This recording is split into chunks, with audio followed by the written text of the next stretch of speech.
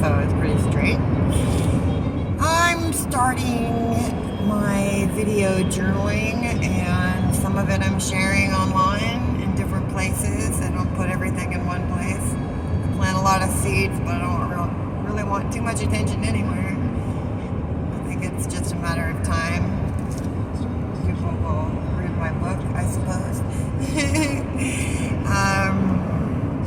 So today I'm leaving my farming job for some hours to go help my sister at the ranch where I live and help normally. And we have to move the fences because, the grass is greener on the other side, and the sheep and the goat actually escaped yesterday. We're getting pretty close to the road. They're really attracted to all of the fresh green, and we had given them a huge space with apple trees, some other beautiful trees, lots and lots of plants. And they went to town and they just got extra bang, like it's like a drug, And then they just have to get out on the other side because they really, really want more of that. And so they were down getting close to the road, which we don't want. So, I'm struggling health-wise, which I have to try to stay calm, but also pay attention to my body. And,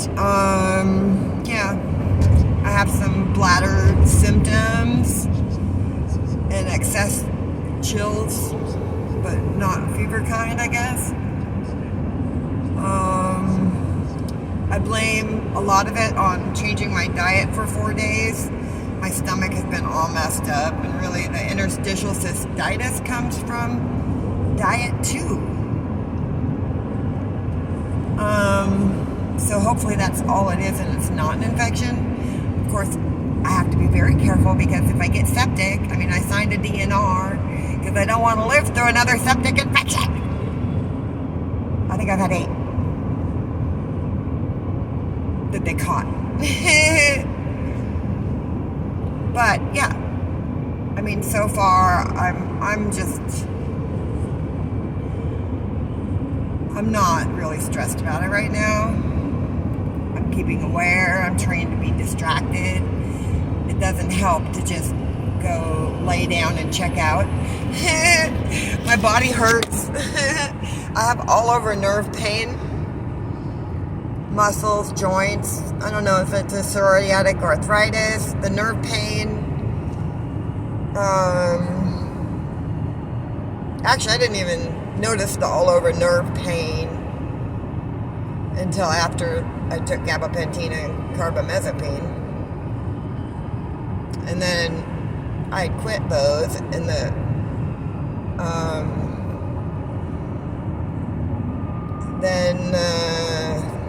after I quit slowly, it took 3 years to cut back, because if I missed one dose, I wanted to crawl out of my skin or kill myself, or whatever.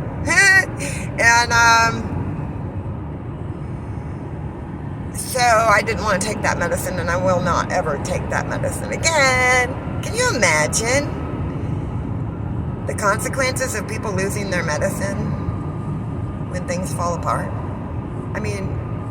We have to know that things are going to fall apart, seriously. We do know that. Things will fall apart. The more dependencies we have, the worse it's going to be.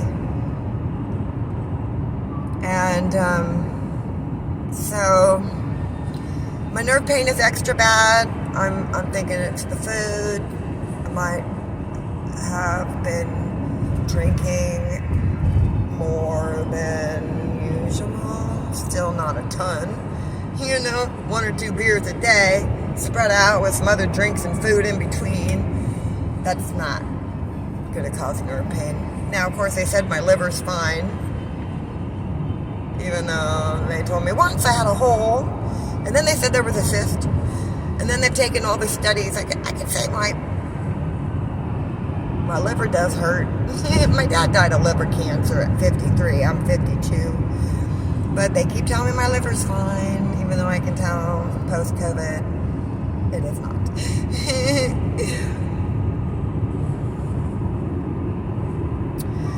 So, lately I have been working on grace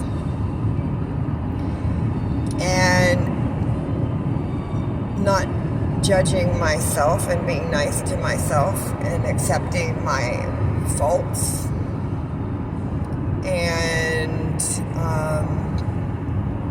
that helps me to have less judgment for others. That's the ultimate goal, is to have less judgment for others. So, that's enough to work on. But I'm always working on so much more. But that's the big thing I'm working on. And the amazing thing about it is that my brain is a lot calmer.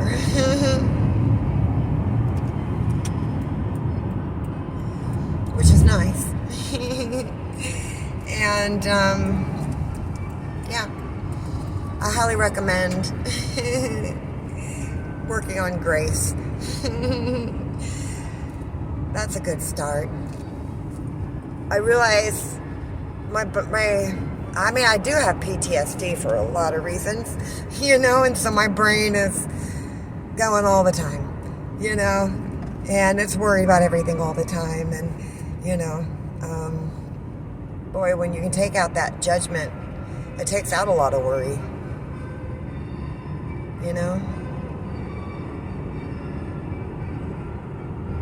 and it feels so much better to let go of judgment.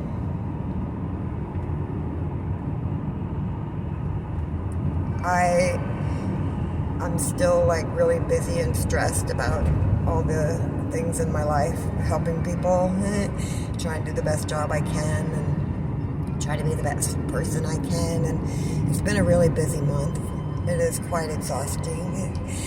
I do get quite exhausted from that all over nerve pain and some physical orthopedic pains, I suppose.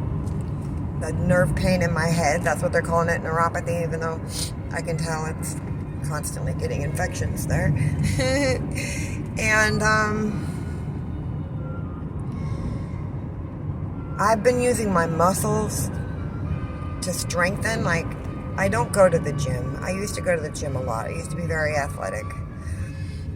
And I've studied a lot of things about how to eat and how to exercise, and I've been all the way to the doctor of physical therapy for my orthopedic stuff, especially the one they misdiagnosed me for so long.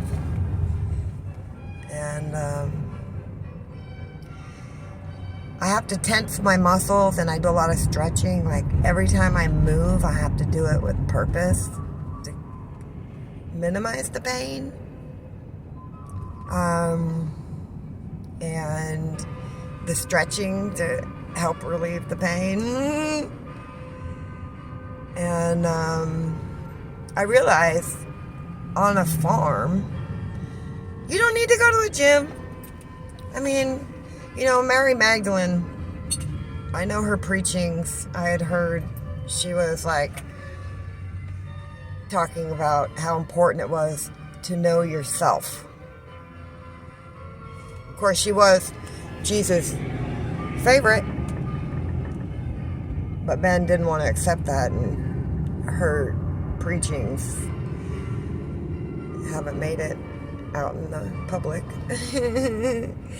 I like the podcast Know Thyself. I think that is a really good way to do it, but I think physically we need to know ourselves. There's so much shaming, there's so much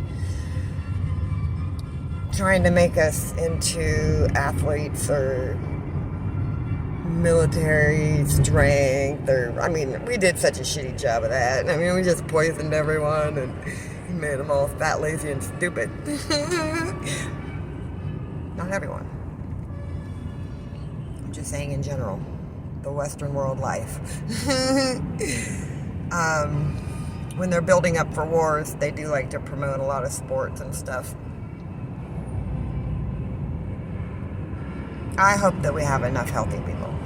I know we have some super athletes, and we have some really intelligent people, and we have some really good people. I come from the military, and